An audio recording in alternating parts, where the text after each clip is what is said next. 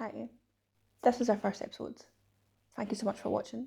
Our first episode is with Ahmad Deeni, who's opened Prunt on the Victoria Road in Dundee. I've known Ahmad for a long time, a good few years now, and the whole time he's been speaking about opening an art space. So it's fantastic that he's been able to build this up. He's been working on it for about a year. He's a wealth of knowledge. He knows so much stuff about, he was telling me loads of stuff about commercial spaces and art spaces, what artists need, how he thinks like we can sort this. Yeah, and go and see Prunt when it opens, which is today. So be there. Hope you enjoy the episodes.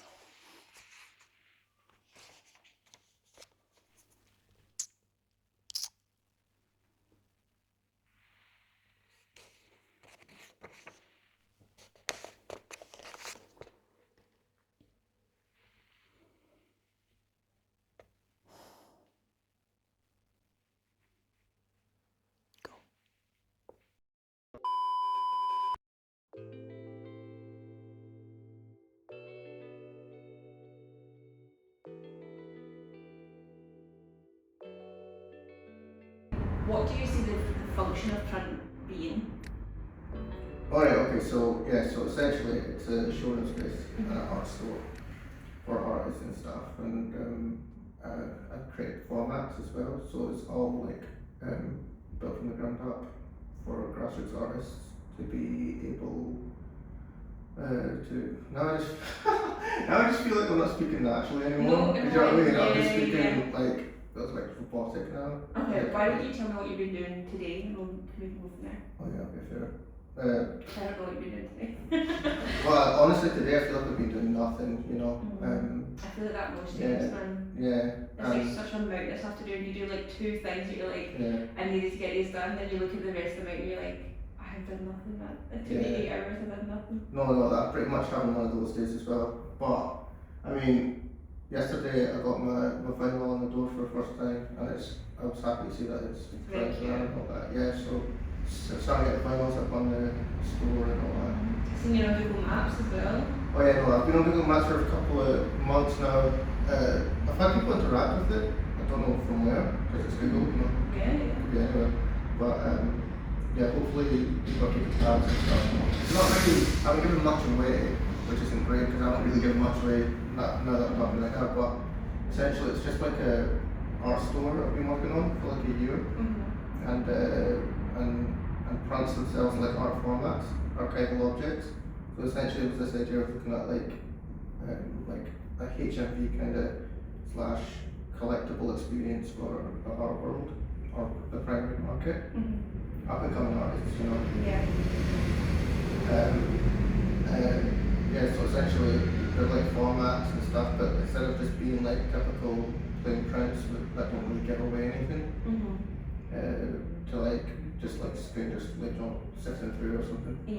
But they've got a little bit more context as well, so they come with like archival notes and an artist note and just details about the person who made the artwork itself. Yeah, because we were talking yesterday about like how there's not enough smaller spaces or kind of grassroots spaces. There is the immediate stuff you get in art school, and then there's like huge, like loads of massive galleries. Like I suppose they do kind of go towards artists, but they are really for the public. There's nothing really for artists. There's a few. There's like generators spoke about yesterday, like stuff like ARIs, MSA, all that kind of stuff. But there's not enough kind of stepping stones. You just kind of expect it to go from like A to Z. And even then, like when we do sell prints and whatever, it's prints can be a very anonymous experience for the artist. So the print is like gives information. Like you're saying yesterday, you can turn it around and have the print, or you can turn it and maybe it's actually just to show the camera. But essentially this is like a black and white demo, and so it's I'm like focused on this concept of like I don't know like if people know about it, it's getting a bit nerdy, but I think it was in Europe as well. They used to have these things like in the industrial period where they were called like broadsides, and broadsides would just be these art posters, and they would advertise obviously art shows, etc. Right. Do you know what I mean? Yeah. You know what I mean? So before like all these like organs and everything else, you know, that's what you would get. And that's how you'd know like if a new piece was at a gallery or whatever it was, or exhibition was going on. But yeah, there were these big posters and stuff, but they were also contextual. You know what I mean? So I took that kind of concept, and I took the concept of prints, and then I took the concept of like trading cards, you know, collectibles. Yeah. And I was just trying to find a way to like encourage art collection. Yeah, totally. Like, yeah. But not in the typical kind of way, like where it's like kind of a slow process where you know what I mean, you don't really know what the price is. You have to like ask a few people. There's a lot of gatekeepers go through. You know what I mean? And it's just more like the easiest way for like an artist just to like put their work out there, like debut their work, just put it on, like register it to the world. You know that it's complete or it's done or whatever, or even just art activity.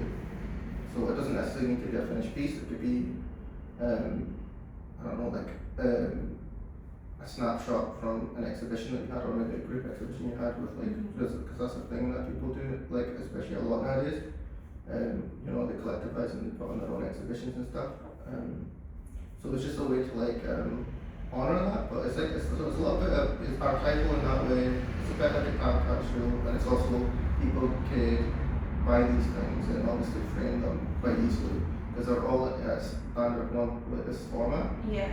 But like obviously the orientation is orientation free, you know, so it should be oriented how you want, etc. So it's the same side the original aspect ratio. Yeah, it's almost like when you see like in films and stuff, you see like you know Joey Tribbiani going about with like his headshot on one side and then like all of his kind of credits or whatever on the other side. Exactly. You know, it's kind of you could just put it up normally, or if you artists especially are kind of nerds about other artists, and I think it would really it would be like if they had one who's like, this is my like first solo, and then you have one from their 10th solo, and it's like this is like a thing that is maybe no longer a print, or it's you know, and the same way that you get like prints, or like even I was going to say Buckfast where you like wanted the number one, but like you can say like, well, I got the first one, or I got the whatever, and then collect them again and again and again, and it is a way, like we were saying the other day about, it's a way to kind of have a material relationship with an artist without kind of turning into the kind of parasocial thing of Instagram. And I've seen like especially for women, it can become like very creepy, very cloud.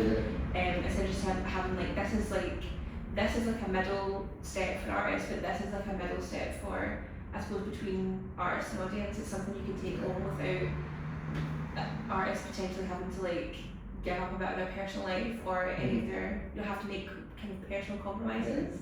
It's such a good, it's honestly such a good idea, and I know I keep saying you're my genius, but you actually are. I mean, thanks, but hopefully it works, and hopefully like obviously like was successful and was like, well, all my intentions for it, etc.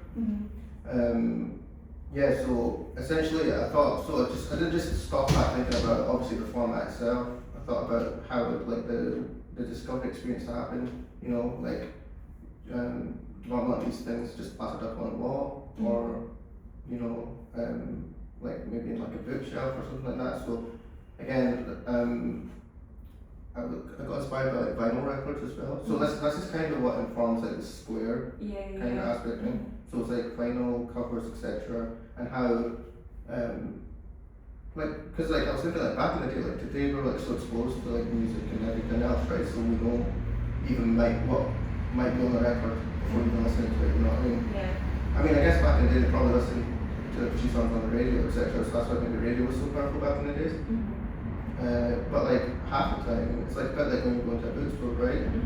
What entices you is the cover, first and foremost. And then you deep dive into the lore, the author, all this other stuff, you know what I mean? And it isn't really that for art, you know what I mean? See that little precursor to maybe even you, just convince you to even maybe take a plane somewhere, or take that train somewhere or that bus somewhere to go see that show, right? So what's this? You know what I mean? Because at the end of the day, because originally like even CDs and vinyls and stuff, they were essentially sort of advertisements, so you would go see that person live eventually, right? you'd work your way up to it. So essentially I was looking for like an object that would do that for the art world in a way, you know what I mean? Yeah, and I think that's like, especially when you're talking about albums and that, I'm thinking about, I can't remember the name of the band, I'll put it in like the description, but there was a band and it's kind of like a Thin Lizzy type of like kind of glam rock, and one of the guys like went to like the Supreme Court in America because they were getting rated R, and they were like, this is like censorship or whatever, but it was like the rated R became like this, people were like, oh, I'm gonna go and see you live, and because you're like forbidden or whatever, and nothing had changed on the album apart from the rated R thing. But then you think about like how much like, I feel like music videos are coming back, like the kind of aesthetics and the kind of our material relationship to like art, whether it's like pop stars or rappers or whoever it is kind of coming back in a big way. I think everyone's like, what's going to go digital? Like we're talking about the about like NFTs and whatever. Yeah. It's all going to go digital and da. But I think, especially since lockdown and that, you're very acutely aware of your home space or like spaces that you're in, and how you want to make them like really nice for yourself, and not just like going home from work and all whatever. But yeah, I think that is such a good shout. I love the kind of comparison you're doing about like records, especially we were saying yesterday about like the boxes and stuff of like going through them and spending a lot of time going through them, and even if you like do buy one of them, you've seen how many, do you know? And you're saying like they're not going to be like super expensive for that as well. So they're going to be really affordable. So the format, like I'm looking for this place to be very accessible. So it's not like so anyone, no matter what stage of your career you're at, you could just submit a Prunt. You know, and obviously the only thing that you'd have to pay, because again it's all in house, right? So I produce them, or we produce them, or used to we produce them, and the idea is so it's not like a typical gallery, which probably you have to go away and figure out how to get your prints, etc. Again, this is just talking to people that are very grassroots, right? Not people that have the resources of like I don't know, art management and studios and stuff that sort that out for them. So like people that are quite very independent. Usually the idea is they'll probably go and they'll have to go produce this print, so they'll go have to find a printer. The printer would produce them. You have to just like guess how much you think will sell, and you provide that to the gallery or the studio or whatever it is, right? And then a lot of times, especially when you're new to it, I remember when I graduated, even at the degree show, I feel like I overprinted, just thinking, oh well, it would be a lot of buyers, etc. Do you know what I mean? And then you end up overprinting these prints, and then you're just left with a bunch of prints. And the cost itself, you know, and but the ones you did sell, you don't really make that much back anyway. Especially because you're so new to it as well, so you're not even really pricing it correctly half the time as well. There's so much information that isn't, like, especially if you've just graduated, like a lot of the stuff you learn by working with galleries and that, but a lot of the learning is learning what is kind of exploitative language or like predatory behaviour or whatever, or when you get basically like get to take a learn it, and even if you do get to the point where you are buying prints, it's probably coming out of your wages. You're most likely going to be working part-time or full-time doing something else. And then you're all the time that you do have to be in a studio or making stuff, as you're using every wee inch of it, and then you go to print and you're like, I don't know anything actually about this. Exactly. So this is like about being sustainable in a way where it answers all those questions and those issues. So like as you submit your artwork, you fill out the detail, it gets produced as a Prunt, you know. Prunt, and then you get like 5 Prunts out at a time. Once those 5 get sold, obviously you've made your money back for production costs, and then you can choose to continue selling Prunts through our networks and the showroom storefront thing here, and I guess it's no pressure, right? You're not overspending, and you get a good taste for what's working and what's not really as well. So these boxes that you see are actually No, it's right. Yeah, we've got tops right there, right? They're fully detachable from the wall as well, so the space is fully flexible, etc. All that stuff. Yeah, so it's fully adaptable, fully flexible, it's very clever. And so it means that we can also post exhibitions here, you know what I mean? So exhibitions for people, pop-ups, etc. So it's a totally adaptable space.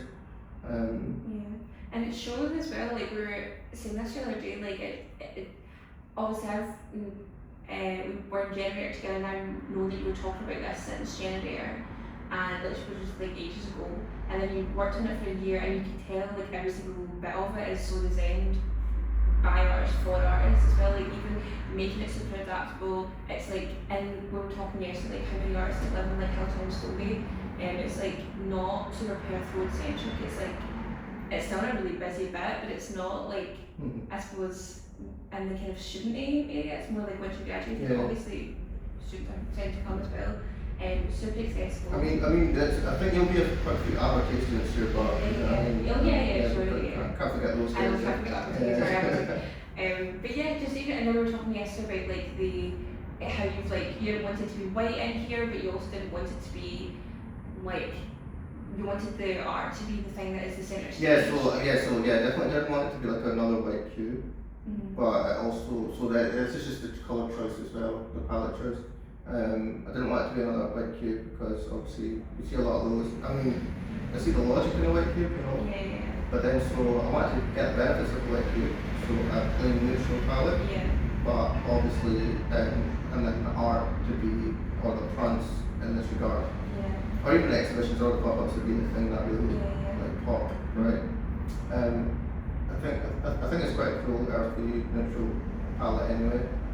I had to like kind of rough and rustic as well, you know, trying to. Yeah, but I think it really goes, and I think also the white cube can be like very intimidating to artists, and I think it can also be, sometimes you're just very aware that you're like in a gallery in an art space, whereas when we're talking about like spending more time and kind of developing a relationship, you don't really do that in galleries. You kind of go around and I mean, if there's something like Manus or whatever, you can sit for ages, but generally with galleries that are like for independent artists, you're kind of going around and then you're kind of out. You don't really get the chance to really make a relationship with the space or with the work, and especially if that is stuff that's changing like all the time. I think you've done such a fantastic job. You've done so much in here, man. Like even like I've got the footage of the lights turning colours, and the like you said you're going to do like vinyl and printing as well for people who are doing shows whether here or somewhere else. So like title walls, etc. I've got like around the back there we've got laser cutters, vinyl cutting machines. I've got 3D printer back there as well, and then I've also got the main style of the show. I've got a 12 ink archival printer. So obviously like all these prints will be to gallery standard. So like these are pigment inks, so they're waterproof inks. So it's not like, you know what I mean, they'll run off if it's like a rainy day kind of thing. I mean, I wouldn't test it, for example, I wouldn't dip it in anything. But like on standard like inkjet, you know, it would almost run instantly, right? So these inks are guaranteed for, I think the quote is usually 125 years before. My God. So you're good on UV, etc., all that stuff. And then like a record, like I have my mom's records, you know, these can get passed down because like loads of the artists my mom loves, I love now, and sometimes like my mom loves I live, I love but I know they shouldn't but my mom likes it, my mom loves analytics. I like analytics, but I think I like her more because my mom played it all the time, and she gave me her records, and it was like the first ones I had. So like I can totally see that happening with these, where it's like this is like a visual artist that I love, or a printmaker or whoever, and this is their show from this year, way back when you were just a baby or like whatever. And like 125 years is mental. So before you really start to fade, essentially that's the thing. Or that's the guarantee that. Well, that's a guarantee can get it. So Yeah, go there. You got a problem, go there. Yeah, but essentially, the gallery standard. I can't remember. It's like a French word they use as well in galleries. You know, art terms. Oh, is it like I can't see it? It's like, yeah, it's like, but it's pronounced like. Yeah, wild. all it means is that it's pigment inks, Yeah. and that's all it means. And obviously, it's a wide color gambit. So typical printers I see on YK has 4 colors. But then obviously, let's say you have black wet paint, and you know these different grades of black and greys in there and all that, right? So the top tier of these printers, the limit I've seen is 12. I've got one in here that obviously does print out to the 12. So it's different. So it's different shades of greys and blacks in there. It's like 2 shades of magenta in there, all that other stuff, right? So you get a really good mix of colours and stuff. And your artwork looks great on the card and the paper. It's double-sided matte photo paper actually. Quite thick as well. So. So what was making you want to? So obviously nowadays there are really different ways to get print made in Dundee. So what was making you? Was it the fact that there wasn't maybe a lot of like 12-inch options, or? Something to do, like, I mean, that came about maybe a little bit later that I was thinking about, okay, well, yeah, this is actually a good option as opposed to prints, but it's not even to replace prints necessarily. You know, it's just another way to promote your artwork, but also for the collector to like hold the artwork in esteem as well. You know what I mean? So I was trying to find this like sweet middle ground between, like, because if you simplify it, you could just make them flyers. But if you do that, then all of a sudden they kind of lose their prestige, right? You know what I mean? Right, and then it becomes a little bit more novel, right? It becomes, I was talking about the newspaper club. And I know a couple of artists print their own newspaper sometimes with their artworks as well. But it's like a little novel thing that they do. And I'm not even sure what type of inks they use, you know, but it could just be, I think that's just typical inkjet ink and stuff. And it's not really a format used to present the work in its full glory necessarily. Whereas, again, with archival styles, printing, that is the intention, right? That's exactly what like gallery shops use, galleries themselves, museums, when they do their reproductions, that's what they're using, right? So that's why that was like obviously really important to me. And then the other side is I feel like with the print, the idea is, I think there is a part of it where the less context, the more prestigious you could get away with, even making someone feel it's like all the special little things that. So it was like trying to still keep that, but then also having the benefit of giving people context, because like most of the public are not trained in the arts or anything like that. You know what I mean? And I think all humans love a little bit of context anyway. Just assume that you get it or you don't get it. It's quite exclusionary. It's a bit exclusionary. It's a bit hierarchical as well. You know what I mean? And it also doesn't benefit artists as well. It benefits the whole art industry, but like artists individually as well, to have something that says, here's my work on the back, here's where you can find me, or where this week is my work, or whatever, and you know. I would even argue if it even benefits the art industry, because I can't remember the numbers exactly, but it was like, I think it's 25 billion. I think I've seen the number probably quoting numbers from like 2020 or something. But I think that the whole art industry around the world is like worth 25 billion, which obviously is a massive number to like me and you and even the millionaire next door or whatever, right? But at the end of the day, like that 25 billion, like a company like say even that makes the printers for this is like eclipsing that.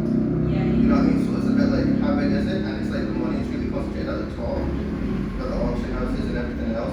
Whereas if you look at something like something that's novel, and maybe even we might look down on like Pokemon cards. Totally. Like the company that makes those is worth billions more, right? So and and it's because they've made their product contextual, they've made it accessible, they've made it all this other stuff, right? So it's about looking at things like that, but then saying how do I adapt this to help my market or my not industry, my industry, or just my space, right? And it's just like taking ideas from these different industries and stuff. Because again, I think even musicians will say that the music industry, they've got a lot of issues with the music industry, like independent musicians as well, and they'll have a lot of problems with like the gatekeepers in the industry as well. But I think the music industry is way ahead of the art industry, because you can learn an instrument.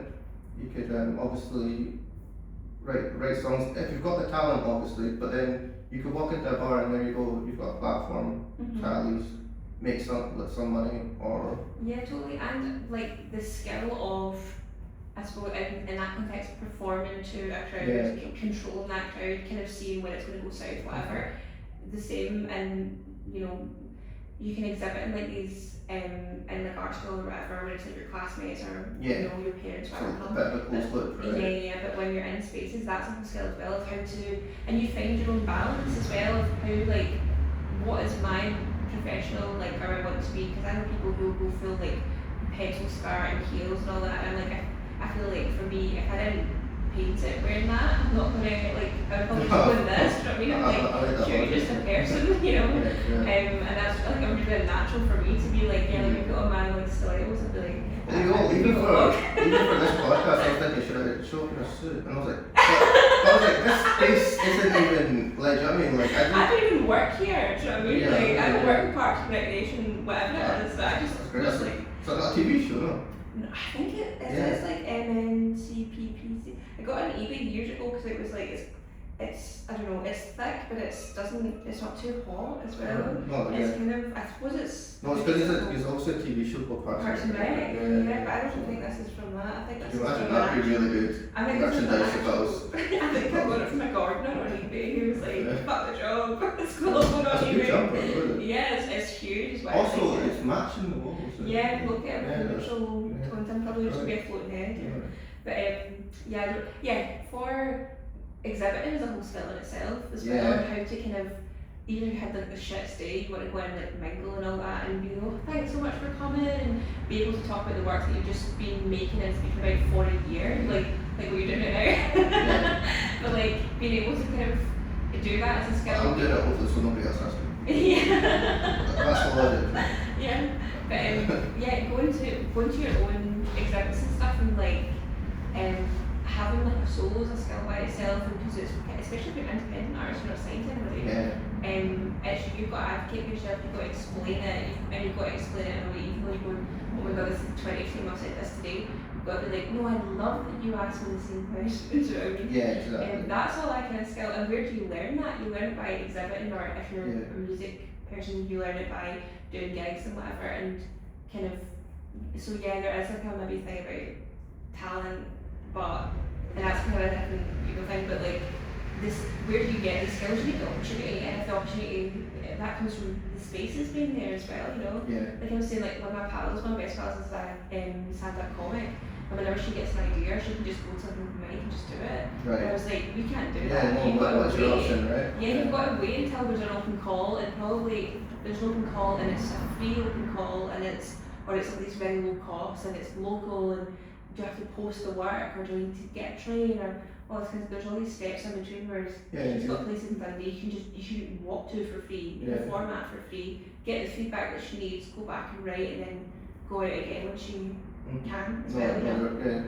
the nail on the head, because even the galleries themselves, the way they operate, it's not necessarily that they're waiting, like they expect like a free fall of local people to come in, like on a Friday or something, right? They're not and actually buy like, I don't know, like 20 artworks that day or something. No, they curate themselves to a certain demographic. I mean, obviously, like to them, people that have money, people that are worth selling to, right? So even then, they're curating the consumer base as well in a way. And some of these galleries are shop fronts as well, but you know, you could even you could tell sometimes even when you walk into them, especially when you walk into like a you know, the typical commercial gallery like in a St Andrews or even like, let's just pretend I walk into a commercial gallery in like Monaco or something. That gallery owner is probably just judging me like, man, you can't afford it. Yeah, you know what I mean? Like pretty women. Right, you're not, this is prime real estate, you're not going to be able to afford it. And I think that's an issue, you know? It should be as easy as just walking into HMV and being like, oh, that's really nice. Oh, actually, I remember a video I saw on social media. It was like a short or something, and the person was talking about, well, it was good advice for artists, right? And the person was talking about why do artists try to get the work in galleries instead of like if you're independent and stuff, because he was saying it's like a whole demographic of people that are just waiting to buy work just because it fits in the room, so like interior designers. So you should be trying to like sell to interior designers, for example. Right, Do you know what I mean? And then when he was saying that, I was like, oh yeah, no, this guy's 100% right. Because with the interior design, it's not like they're looking at the work because, I mean, I think it helps artists, you go when somebody goes, oh, I just loved your work, it invokes the spirit in me or whatever, right? But for people that just want food on, like put food on the table as well. And especially artists that just do their art for their own personal benefit as well, and then just happen to like maybe try and post some out as prints as well. I think it's quite helpful for them to even just say to a couple of interior designers like, I have this work. If you're interested in it, like sizes, do you know what I mean? And I think you'd have way more maybe even interesting commissions that way, you know? Maybe because I know there's a lot of artists, again, there's lots of artists that love painting pets and stuff like that, but there's other artists that they've never even painted a dog, then that's the request they get. And it's such a whole different thing, like my mum says that like my family they're not in art like at all. And Mum be like, why don't you just go and paint this building that is like mad architecturally and like crazy? Or like, what about this person's dog? And I'm like, this is like a skill, right? Like like an animal or a face or a bit. These are all very specific things. I did commissions years ago. I don't really do them anymore.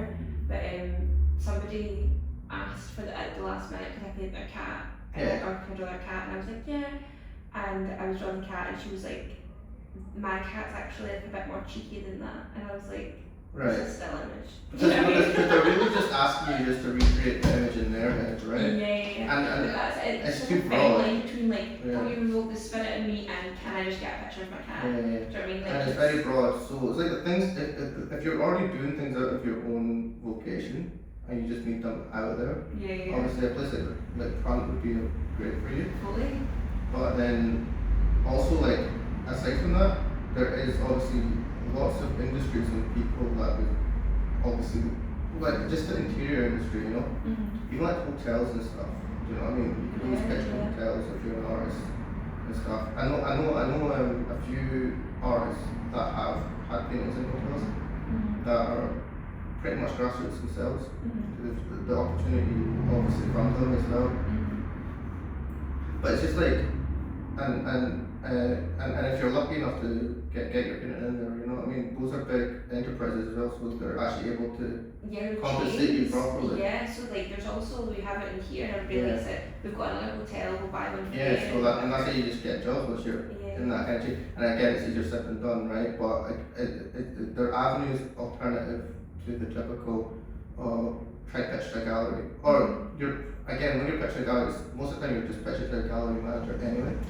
And it's that way. And it's taste and it's exactly. And it's like, oh, where else have you sold, etc. And now they want you to be able to break down numbers and stuff, and it's just like, mate, I just graduated art school. Even if you don't, like, how do you let me go into like Google Analytics or whatever, because I don't know off the top of my head, like I'm not trying to learn. I'm not trying to do like a master's in like data analytics or whatever, you know. Exactly. It's like what we were saying, like now as an artist you're having to be also like a social media manager, basically a content creator, and you're having to do like a lot of your own promotion, a lot of your like I think art schools, or at least when I graduated in undergrad, it was still the kind of old kind of model, I think, like the EC, where they were like, the model was like trips and stuff. This is how like a gallery person might speak to you. Like, so they might be saying, why do you do this, why do you do that, and you have to be ready to say, because this, because that, because that, and or like, oh yeah, we like it like this, but can you change this? And you just have to be like, yeah, I can change that. And I suppose it's like building those muscles. But that kind of gallery relationship isn't, A, it's not guaranteed, like for like traditional galleries, and B, it doesn't really work like that anymore. Like, there's not a lot of galleries that are looking for a lot of contemporary work unless they're like massive galleries that have like 2 or 3 Yeah, it just goes, it's a bit like a circle dynamic, right? It's like, oh well, essentially like maybe like it's like curators speak, right? They speak with each other, right? And if you're not on one curator's radar, you're probably not on any other radars, kind of thing. It's like a close kind of farming loop as well. And it's like, it's a bit strange to me though, because you'd think that they would want to put somebody on that nobody else has put on. You know what I mean? You think it'd be competitive in that way, but no, they would rather go with someone that's safe. Yeah. Do you know what I mean? Like someone that they know could sell the tickets. But again, I think that's also indicative of an industry that hasn't really adopted new strategies. Yeah, it's quite risk averse. Risk averse, exactly. So it's like a really old industry, and nobody's really bothered to shake up. I mean, the only shake up that they've tried and the media's caught wind of and stuff is just like probably the worst, laziest one yet. It's like NFTs, and that's all based on other technologies and stuff, and it's not actually based on, oh, how do we captivate people? You know what I mean? Like how do we interest people in collecting these objects, these artworks, these whatever, you know? It's not like that anymore. It's like, oh well, look, there's this new technology and all these kids on social media and people are bidding on them, and let's try dive into this pie real quick. And it has like transpired into a quick smash and grab, because you don't really hear about them anymore that much anyway. Yeah, or just how much of a waste of money they are. Yeah. And the people that trade them, it seems, I mean, they've kind of become quite associated with scams as well. Yeah. Do you know what I mean? So like the pump and dumps kind of schemes, financial schemes as well. Yeah. So again, it's not really a good look anyway. But it's also, I suppose, like it wouldn't be such a breeding ground for scam people if we as an industry were like more transparent about how our industry works, because then you get people like these mad celebrities who are like, yeah, just put my stocks and whatever, and they're like, yeah, cool, we're gonna get some art. You think, okay, art's an appreciating asset, that's great. This is a non-fungible appreciating asset. This is like a win-win, without thinking, yeah, we built it on social media. Essentially, like you're saying, like all the hype was from social media. Social media is run by teenagers. If the adults are doing something that's immediately not cool, and now it's allegedly kind of foolproof, but they've tanked it because, you know, Eminem's got one and they like Eminem or whatever.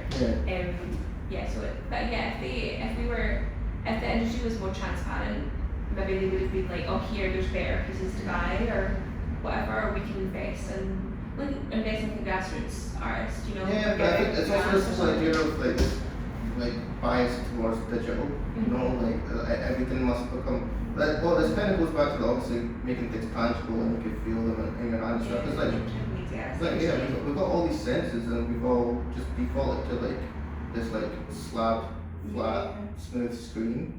Everything's going that way, like, do you know what I mean? Do you know what I mean? Like even like writing and stuff, like, do you like people like putting these like special these like screen protector things on their iPads now, so they could actually get the feeling of like, do you know what I mean, that kind of tactile feeling of writing with like a pencil back. Do you know what I mean? So it's like people clearly know something's missing. Like we've evolved all these senses and then we're just trying to, do you know what I mean, kind of homogenize this feeling of touch, this one smooth feeling, right? You know what I mean? Like people are really getting into like things like even like bouldering and rock climbing nowadays, you know what I mean? There's a reason for that, because everything else is just like a flat slab, right? We've removed tactility from a lot of things. Again, this like kind of goes into like, you'll see like how I've just chosen to do like rough finishes and stuff, and it's all about that, right? It's all about like having a varied palette of touch. Yeah, it's very kind of sensitive in here, but it's not, because it is neutrals and it is like kind of whole, like there you can choose like and stuff. even the kind of hum of the traffic going past, like it is, and it's essentially space in that way that it isn't quite Cuban silent. Yeah, I want things like music in here and everything else, because Yeah. it's like I'm trying to like break the. Again, I'm not calling it a gallery, I'm calling it a showroom. Yeah. You know what I mean? Because it's like trying to like allow people, like, this is like a social experience as much as it is like a passive one for your, like, do you know what I mean? It could be like an internally passive one between you and the Prunt, but the things going on around you, you know, people are chatting, discussing it, etc. You know, and I think that's way more reflective of the great art environment I felt in art school than it is like of the art environment I felt outside of art school, like in like gallery spaces where you have to be quiet and Don't like, touch anything. pretend to look like you look really smart, like cool, pondering stuff. pondering, right? Whereas in art school, it's like, you know what I mean, like people are probably like jumping, stealing each other's checks, it's like trying to all that other stuff, and it's like it's really fun, right? It's like it's tactile. Do you know what I mean? Like in art school, people aren't like that delicate about their work either. It's not like as soon as it goes into a gallery, don't touch whatever. In art school, people are like, oh, I like what you did with the paint there. Like touch it. You don't mind. It's again, it's like artists being geeks about other artists and going like we were in Perth gallery maybe like last year. Mark was like making fun of me because I was getting my torch. It was the Scottish Colorist exhibition, and there was like loads of like kind of impressionism that was just like very thick paint. And I was getting my torch like right up to the thing, and I was trying to see how they did it with like, the paintbrushes and that. And I was like, what are you doing? And I was like, I want to see how it's made. Like, but I think that's like artists are like interested in how things are made, like how, and you do kind of want to go up, and I understand that it's obviously like, I don't know, Mona Lisa or whatever, it's in like the wee box and you can't go past a certain point and whatever. And fair, it's really old and whatever, but yeah, I think galleries can like introduce like a kind of sterile nature, whereas if you went to an art studio, I mean, I wouldn't just start touching stuff without, you know, but like often they'll be like, oh, look at that, touch that, or like saying like, oh, look, I've kept the grain in this painting because of this, so you can hear even if you touch like zip zip zip like that kind of way, and I wanted it to be like this, and everything has got a reason, including the textures and the being tactile and sensory, and like all artists take that into account when they're making the work, and then galleries can sometimes strip a lot of that away and strip it back to just the eyes, you know, even like my studio stinks of turps, so all my work stinks of turps. So there is, I suppose, like a kind of, and a lot of it's about, you know, dreams and whatever, so like the kind of alcohol-y smell kind of adds something to it. If you stick that in like a glass, behind the glass, you don't get that all, right? You wouldn't get that, so then you get a bit of an element of it taken away.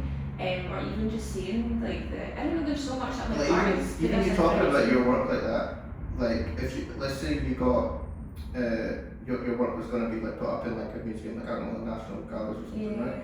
Like everything you just said there is now, you might say to a curator, but it might never make that interpretation on the wall.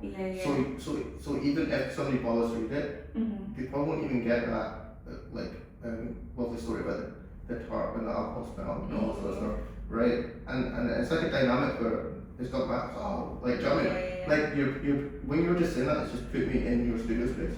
Do you know what I mean? And it's like, and it's a bit like, it's like, I'll use the word empathy, because like obviously empathy is like obviously you feel the experience of the other person in a way, like in a third party kind of way.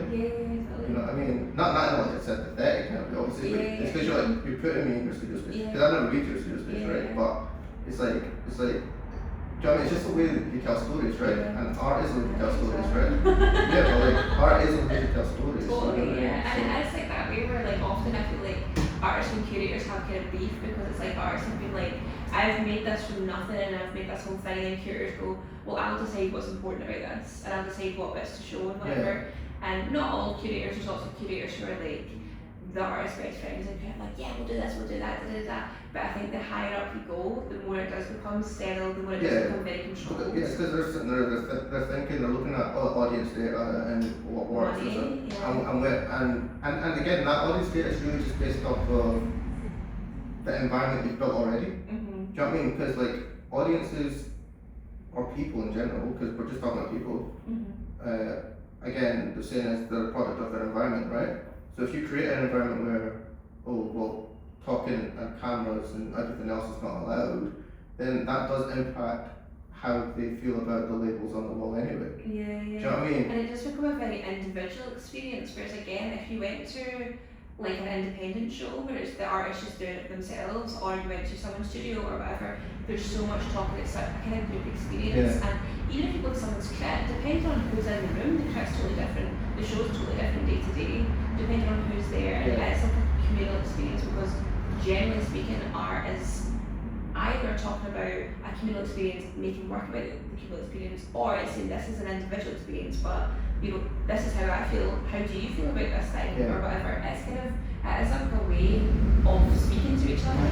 So then to put in an environment where don't speak and be quiet, and often as well, like no kids, which I'm like, or like kids have to be very controlled, and then I'm like, well, if there's no kids, a lot of time that makes it like also like a woman-free space. Women are typically, like not all the time, but like a lot of time, the primary caregiver, or they're the one with the pram, or if they're breastfeeding or whatever, it's like, oh no kids, or kids have to be quiet. Well, now I have a job, you know, now I have like, I can't just go in and enjoy this. But yeah, they do, as also like, I suppose in case the art is quite, I think it's quite problematic to society as well, you know what I mean? We end up like kind of where we are now, we're like this mad media literacy crisis, and you're like, these lovely animators that sit and make all these beautiful, like, what was it, like Arthur, and like the one with the baby and all that were like very sensory, very tactile, and they were so created to like help us. If anybody understands like the importance of just like images and just like visual language, it would be kids, because that's what they consume most of, like that's. And kids pick up vibes like so easy, and a lot of kids are, I mean, by no fault of their own, obviously they're because they're children, but like they are technically like illiterate because they're like 5 and 6 years old. So they're not going to read the whole thing about blah blah blah, so known as academically jargon language. They're going to go in and see the vibe and then go, either I like this, or they will obviously like let you know quickly if they don't like it as well, you know. So they're actually really good for feedback. Exactly. No, I think 100% kids are, and even just like the human condition and the human experience. I mean, just to say you can't speak or you be quiet or anything like that, it's just like inhibiting that condition a little bit, and it's just a bit like you can't all in one breath say like art is like a lifestyle. It's like you live and you breathe it, etc. And at the same time, when somebody, when you want to communicate that and the result of that, you're saying to the person that's supposed to receive it that they can't come as their whole selves. Totally. You know what I mean? They have to receive it in this controlled manner, as you said as well. Yeah, totally.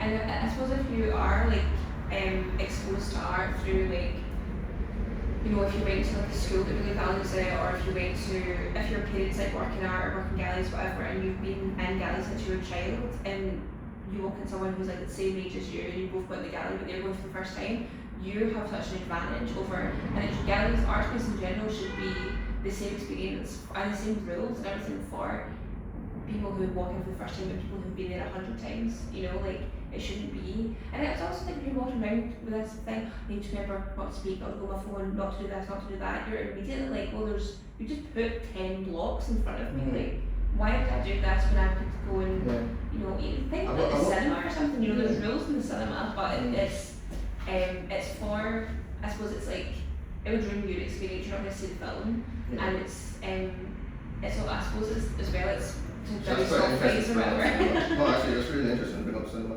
No, I can see, because obviously instantly we understood the logic in it for cinema. I guess because cinema is like a medium where it requires your constant attention. Yeah, and there's sound going on. Obviously, sometimes there's galleries as well. Yeah, so the idea of watching is passive, right? That's passive from the individual, me sitting down in the cinema seat, right? But what's on screen isn't passive, right? It's an action movie. It's a tense scene. It's whatever. You pay attention to that, like the way the actors, do you know what I mean? Emotions on their face, like, do you know what I mean? Sweat on their chin, etc. Right? But with an artwork, it's like it's passive in like traditional artwork. We're talking about maybe a painting, right?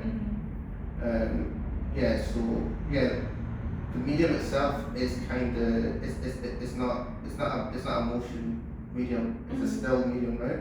It's like still life, right? Yeah. But so then I just feel like maybe somewhere in the relationship somebody has to be between me and the painting, right? Somebody has to be invoking movement or something. So I think that's the difference. You know, I feel like somebody's probably made up that cinema argument before, right? You go to a cinema, you have to be quiet, so why can't you go to a gallery and be quiet, etc. I think it's all been boxed in the cinema, you know, like, Yeah. I don't know if you've ever been in cinema where somebody's been like shouting or whatever, and there has been like fights break out and that.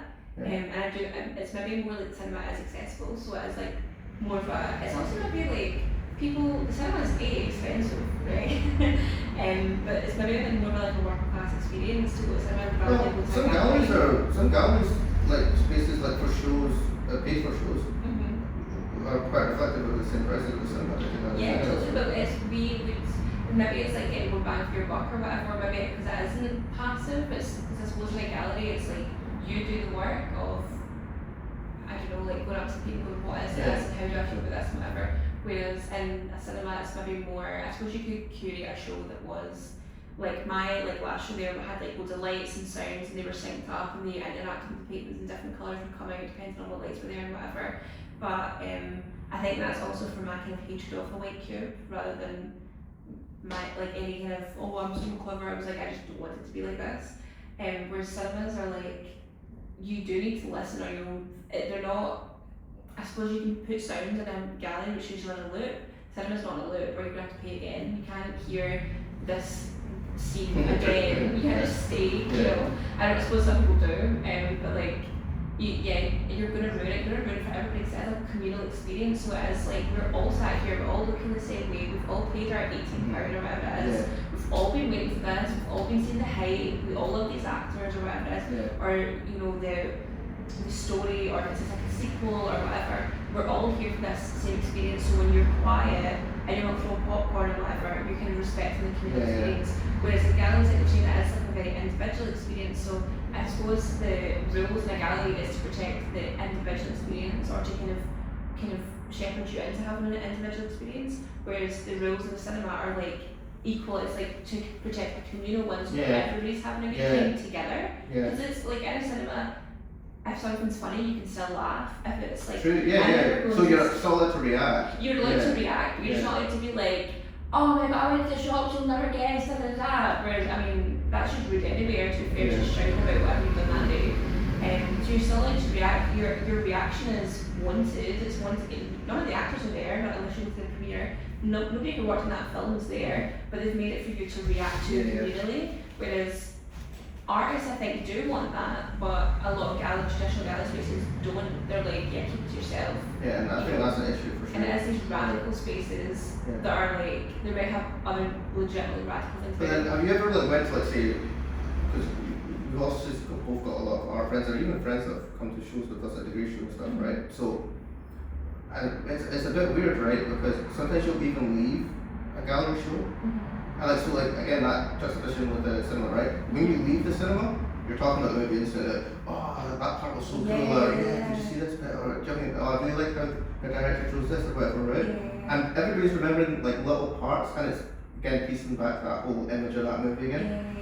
But have you ever been in a situation where you leave the gallery space and then it's just like, oh, and the only reaction is like, I really like that.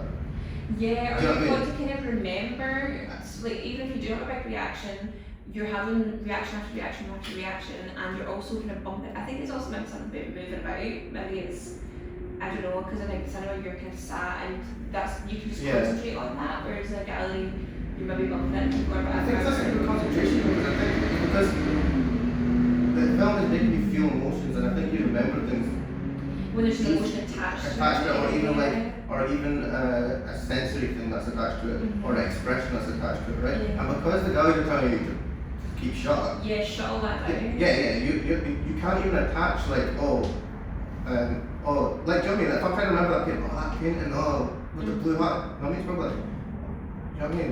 Like, what blue hat, what painting, whatever. But then if me and my mate were talking about the painting at the time, and he was laughing about something in the painting, like, That yellow nose is quite interesting. Yeah, However, that's a choice. we're going to remember that painting Yeah. because of that conversation. Yeah, totally. Because of that allowed interaction. And I think the other thing that galleries can suffer from is how they're portrayed maybe on screen as well. Like, I'm thinking about like times I've seen people speak in galleries and films and there's very like, oh yes, the artist is very known for this. It's kind of like hushed tones and it's kind of it's a bit snobby and whatever. I think if you're not an artist and you're not in galleries, especially like we're there for a work thing, so it is like you can just go in and let your jeans whatever, give the thing in or whatever. I think people think that you need to get dressed up to go to a gallery, or what you like it is like a kind of pretty women scenario, like oh would they judge me coming in like this or whatever, even though you've got the same brain regardless of whatever you're wearing. But I was gonna say, I think it's maybe people kind of say, for instance, I've never been to an American cinema, but I've seen enough American cinemas in films to kind of know what they look like, what people act like, you know, whatever, or like what films are there, or how. I've again never been, but I know popcorn's really big and like stuff like that. So I'm like, if I'm getting a pop, if the film's 3 hours, I'm getting the big one that's like a cauldron. Do you know what I mean? I've never seen that in my life, but I know it's there because I've seen it in films. Whereas I think like galleries, how they're, I think like Sex and the City have been like very like kind of again like petal skirt going around high heels and being like yes, like that kind of way. And I'm like, I've never seen that in a gallery. I mean, I don't hang about in the kind of galleries that do have those kind of barriers, but because those galleries could again, like you're saying, even with the location thing, right? You could even put a country or a name to that gallery. There's no identity there. There's no cultural identity even. So is it like keep it as strict about everything? There's no vernacular about. And it's like with context, like what you're saying about the Prunts, like the Prunts are given context where these things very much strip it and kind of via the way the gallery is at the start of the show, like you're very aware that you're in a gallery, you're very aware of how to act, and that does kind of overpower the work that you're there to see. And I always think about like the artists in this kind of way. Again, we see artists like on film and stuff being like very kind of hoity-toity about their work and very like that you would get it and whatever. I would say 99% of artists are like, please get it, I made it so that you would get it. Yeah, exactly, because like, do you think, like, even like, do you know what I mean, like a popular or even stereotypical example of an artist that was essentially screaming out to be like understood, like Van Gogh, right? Yeah. Can you imagine like Van Gogh was like told about this whole white cube culture? He'd probably be horrified in a way, because he's a bit like, no, but I've been fighting my whole life to be understood. Like, being paid, like, do you know what I mean? It's a bit. It's interesting as well, because I feel like the Van Gogh Museum is the one place where whenever somebody, people have taken videos of it, because I've seen it on like whatever, and people are chatting on it, and it's very much like a celebration of him. Like, do you know what I mean? Like, it's not pure sterile and whatever, because maybe it is his image or his kind of, you know, I hate even saying like Van Gogh has an image, but like the kind of lore around him is that he just loved painting, and I would be like, every painter loves painting, because I mean sometimes you hear it, but like just because you haven't, you know, fighting with or whatever, but every painter loves painting, or else you wouldn't do it. Do you know what I mean? It's like a lot of hours a week to give to something that you don't like doing, you know. And it's really entirely optional. Like, I could go and do something else in my life. But I wonder if it's the kind of lore around him being like, he just loved it, he did it for love. I think it is. And it's kind of devoid of that kind of sterile, very I think it is very much, I think it is very much intentional. Because of that, But he's almost like a colloquial kind of artist, which is wild, given that he is actually very important in like 20th century like movements and stuff. Like he's really, really important and has this massive catalogue of work that we're really lucky to have. And it's, I suppose it's a kind of, he's been kind of shoehorned into being like, he's a serious artist, but also serious. He's almost like in like a kind of galleries or whatever, I've been like, but the public can know about this kind of thing. But then I was thinking about like Damien Hirst as well, being like, I'm super working class, whatever, and then and then having work that it kind of pushes you away is like, but I wouldn't expect you to get it like that kind of way. I feel like we're, again, I hope, like, no shade at Mr. Hirst, but I feel like even in Britain, like, I know like the class system, I don't understand it necessarily so much. Like, obviously I'm like obviously working class, but then obviously with like the whole race dynamic and all this other stuff, like whatever, right? It's probably just a big bubble that needs to figure out. But regardless, I just feel like there is people like, you know, that kind of, you kind of graduate that title at some point. Yeah. Because I feel like I'm multi-millionaire. it's not even like, well, you can be in some instances, but with him, like, if you're not really, like, again, down with the people anymore. Yeah, do you know what I mean? and you've kind of like Do you know what I pulled mean? the ladder up behind you. It's Yeah, kind of yeah. like, you're like, yeah, you would Yeah, get it, no, so yeah, you're you're not to get it then. You're not really on the ground level anymore. Like, you're not. Yeah. Do you know what I mean? Like culturally as well, like what you were saying, like you could be like for instance like Oasis, they would have like a lot of But no one's kicking them out of bar kind of thing, right? You know what I mean? Like they're welcome in any bar. Culturally still like somebody working class, and I suppose like a lot of stuff is just like sociologically like, what you grew up in is just going to kind of stay with you, like your values are the way that you do things. Like what we're talking about like the other day about like the who strikes thing of just like you would never think to explain that, you'd never think to change it or whatever. But like and kind of what you expect from a space and all that. But like yeah. I don't think anyone would ever describe Oasis as like a upper class band. Right, no, yeah, it doesn't matter what they do, how much money they make, whatever, because they've still got their accents, they've still got their, do you know what I mean, the way they walk, the way they talk, the way they dress. Culture, the visual culture. Exactly. Yeah. But like, I feel like if all you do is occupy white cubes, dress in suits, tell people they don't get it. Yeah. And you have to be like me to get it, or do you know what I mean? Like, and that way you just alienated that whole side of you. Even. Yeah, totally. And you're kind of doing the bidding of the system that you say that you're oppressed by. Yeah. I'm very kind of critical, like of like when I went to art school at the start as well. We got taught a little bit about the what they called the the Young British Artists. Yeah, like it's a bit like cool, but then also when you look at it as well, it's just a bit like a lot of this doesn't even seem like it was that organic. Do you know what I mean? Well, a lot of this yeah. seems like it was just artificial, like prop. Do you know like the music video? Again, going back to music, like they have the concept of industry plants. They feel like industry plants, all of them. Like just a bit like whatever, man. Do you know what I mean? Yeah, totally. And then you think about the stuff that you make in art school as well. You're like, you're just sticking stuff to the wall. And then I also always think about stuff where they're like I remember hearing this thing about Damien Hirst about like he failed. I think he went to Goldsmiths and then he failed his final year, so he didn't actually graduate. But like a week before the grades went out, he got like a gold plaque made that said like Damien Hirst went here this year to this year and put it up in his studio. Like it's like a big huge room. They have like cubicles for studios. So wait, he made it or someone else made it? He made it. Oh. He put it up. So he had the money to get gold. And I'm like, why don't you play that? Do you know what I mean? Like you're about to be out on your hoop, graduated with an art degree, literally no job. Yeah. I don't know. I was just like. I suppose it's funny, but and I know like when I was in EC, there's people who would cast stuff, but it would be like wee bits of chewing gum or that, and it would be like kind of bits of bronze or which like copper or whatever. People didn't want it anymore. There was like this tiny little bit, like yeah, I'm also going to sell like a 50p size of copper, but I'm like a whole big gold plaque. I'm like, what's the chat there? But yeah, it's also like you get some art schools that really. I mean, I don't want to put them on blast, but like I've concentrated other art schools across Scotland, and it's their tutors saying you should do this, and this because that made a good grade, rather than what makes sense to you. Do you know what I mean? Or if you know the learning outcomes and whatever, because it's obviously still a course.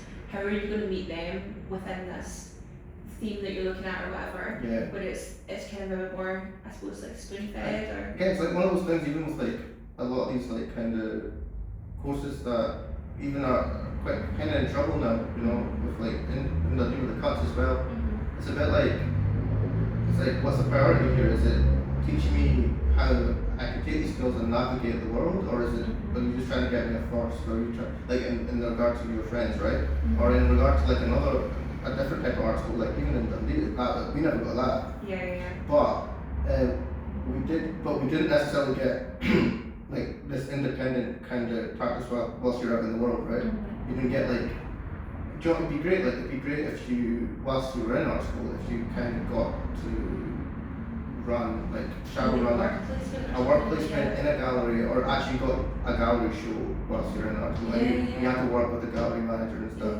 You know what I mean? I think a lot of gallery managers probably jump at that anyway, like, oh, that's a good opportunity for me too. Definitely in EC there was that, because they had like Talbot Rice, like joined on or whatever that relationship is.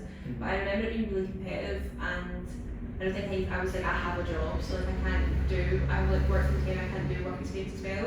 But when I was just doing every single open call going, and a lot of them were run by students in the uni who were like, yeah, I want to go into be a gallerist or be a curator, so this is my open call that I'm running for this, so I can learn. If you want to learn how to work with a curator, we'll just learn and we'll just basically kind of polish each other. But like there's not a lot of that. I suppose like obviously tutors are special thing, you know, that's like they're not paid well enough and all this kind of stuff. But yeah, the coaches really should be doing that. They're saying this is going to be a pretty unavoidable part of being an artist. Okay, so why am I not? You don't go into being a mechanic and not ever work in a car. Do you know what I mean? Like you do site-based work, which you would think you would do in art school as well. I was trying to check the times, I couldn't really see it. So we went for like an hour and 6. Oh, classic. Just like yesterday. Just like yesterday. Is there anything else you're wanting to again? I mean, maybe just like obviously my own background is in like obviously went to art school, graduated, got into marketing, a lot of digital marketing and stuff for last real proper professional big person job was as an art marketer for national galleries. So yeah, it's kind of informing, a lot of my experiences are informing things I'm doing now independently, or trying to do. Yeah, so this whole space is, again, because of the art world, you don't really want to use terms like promotion and money and all this other stuff, but really it is a promotion studio, it's an art activation studio, it's a place. It's a platform. Yeah, it's a platform for you, a tangible platform, not a digital platform. So it's not like one of those like magazine submission type things, you know what I mean? Where you can come and speak to people about your work, about their work. It's a third space, it's a place where people come and hang out. You're not necessarily like a gallery space where it's like you have to buy coffee first or something like that. You can just, like a record shop, like you're saying, come in, hang about, look through stuff, get to know staff, build a relationship with the place, with the artists, with the things. Because a lot of things even I was doing at National Galleries was more tangible things anyway. I was working on the promotional marketing material like that would be set in the world, you know what I mean? Not like the social media or anything like that. I mean, we had a great person for that. But like in the marketing team, it was things that were even like the interpretation on the walls and stuff. We were working on things like that, etc. And the things that would sit alongside the work or before the work would even happen, right? So, like I envisioned like for one of the shows, I envisioned like a 2-panel kind of artboard kind of poster just outside the gallery thing. And I was just like, again, I was just playing with like their branding materials, you know what I mean? And their brand, because they had like this new brand and they wanted to panels and surfaces and you know, branding. But yeah, essentially I was playing with that, but like in a tangible sense, right? I'm bringing it into the world kind of thing, you know what I mean? Instead of just on this like digital screen. So like it's a bit, you know what I mean? There's a bit of distance between you still. So again, and if people want to like understand Prunt a little bit more, it's a bit like people interact with your Instagram photos all the time. You know what I mean? Like you upload a photo, all that. It's a bit like that, but you're now giving it a tangible. It's almost like the Instagram photo with the bio constantly. But that's it for like the art world, for your expressions, for things you want to show off and shout about, and hopefully for people to also the word for it, I forgot. Well, yeah, like for people to obviously attach themselves to it and hopefully buy. So that's my. And you open or you launch on Friday, which I forgot what number of the month that is. I'm totally lost now. What's the date today? Today's the 1st. So Friday. So it will be the 3rd, I think. Right. So yeah. So on the 3rd, the submission portal for Prunt will be open. And this will be out as well. And this will be announced. Yeah. So and we'll have like a proper opening once all the boxes have been filled with all the great artwork and artists. And then we'll have like a opening, and then from there it'll just be like an open platform for submissions. So it's not like and then we can look into things like solo shows and everything else. But then just want to hard launch the concept first for the exhibition and stuff. But aside from that launch, technically I've also already been receiving like services. So obviously, because I've got the equipment to obviously offer those services like art. So if you want general art print from, I think it's 13 by 9 is the maximum Yep. for like art So print. that's like A3. A3, oh yeah, A3 plus, I think they call it. Yeah. So yeah, anything up to that size for art prints we could do, and then and even if you've got your own shows somewhere else, you need title walls, vinyl decals, etc. That's something we could also do. So Yeah. and I'm using about we. I know I use Could we be for. a big team. And I'm like, yeah, the team will get back to you. I'm like, I'm a team. Me and all my personalities is the team. Yeah. Depending on what mood I'm in. Yeah, just my personality disorder's got like 7 minutes. Literally, I'm the dad, I'm the ECD, I'm the Scottish World Class Database, I'm me, I'm the Cage Runs Class. That movie with what's his name, the Scottish actor. Oh, is it like Filth or something? No, it's not Filth. No, I've always got like lots of personalities. Yeah. I don't know, Split, is it Yeah, called? Split, yeah. Yeah, well, that's me doing like. That's a bit scary. Literally going splitting between Instagrams, being like, hi, I'll get back to you on the dad, hi, I'll just redirect you here, da da da. Yeah. So yeah, I get it, it's a wee. But it's also like, am I work Ahmad as well? So, Yeah. or like, Prunt Ahmad. I'm the front. Ahmad the Prunt.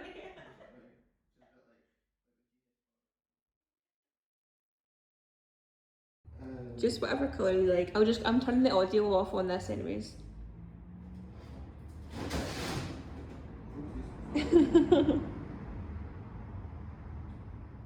Whoa. Oh, they're so cool. Even with like the wee rim round it is so cool as well.